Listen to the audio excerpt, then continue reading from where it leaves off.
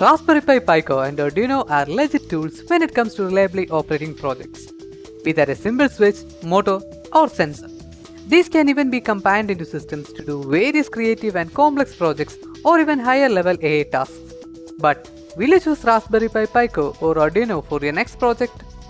Even though Raspberry Pi Pico and Arduino are almost the same, there are differences in these microcontrollers, and these could sometimes come in the way of choosing the right option for your project.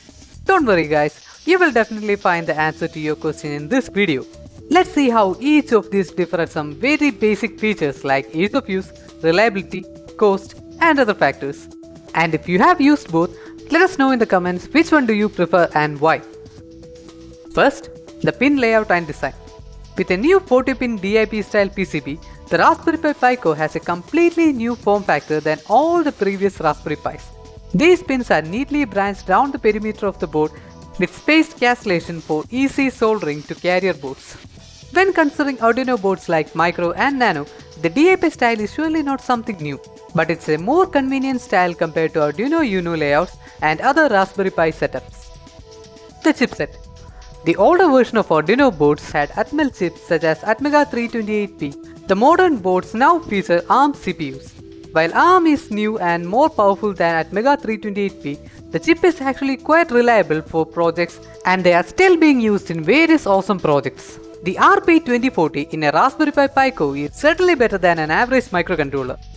It has a dual-core ARM Cortex M0 Plus running close to 133 MHz, which is a figure much faster than Uno's 16 MHz 328P.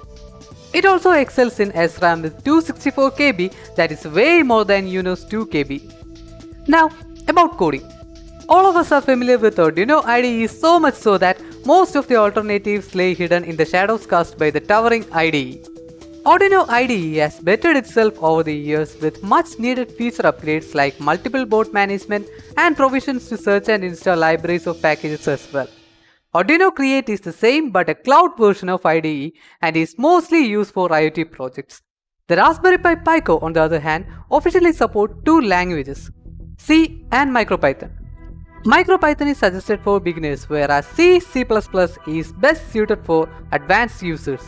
You can program Raspberry Pi Pico by connecting to your computer via USB cable and then using drag and drop functionality to upload the file into it. Now, when it comes to physical handling of the board, it's a great relief that Raspberry Pi Pico comes unsoldered, provided you know how to solder pins correctly. Arduino's, on the other hand, usually comes pre-soldered. And now to GPIO, which is the most important concern of hobbyists and creators. Specs on the Arduino side may vary depending on the board we are considering. Here, I am comparing GPIO pins of Pico with Arduino Uno. Total number of GPIO pins 26 for Pico and 20 for Arduino Uno. ADC 3 12-bit pins for Pico and 6 10-bit pins for Arduino. UART 2 for Pico and 1 that is shared with USB for Arduino. I2C 2 for Pico and 1 for Arduino. SPI 2 for Pico and 1 for Arduino. PWM pins 16 for Pico and 6 for Arduino. Now, the operating voltage. Operating voltage of Pico is 3.3 volt. The maximum voltage you can provide to GPIO pins of Raspberry Pi Pico is 3.3 volt. Providing a voltage greater than that can burn the chip. Operating voltage of Arduino depends on the type of the board you are using. There are boards that supports 5 volt as well as 3.3 volt. Now, about the connection.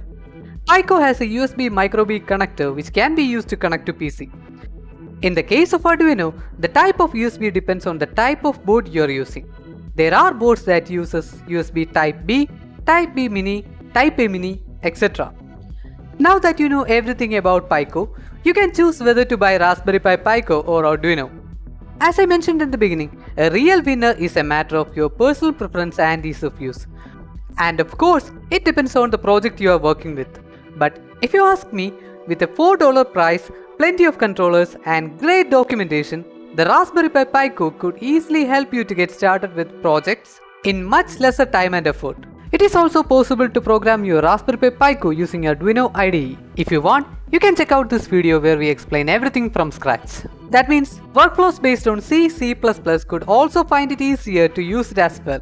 So, I think Raspberry Pi Pico wins for now, but you may go for Arduino in the near future. What do you think about it? Which one do you prefer for your next project? Arduino or Raspberry Pi Pico? Let us know in the comments. And see you in the next video.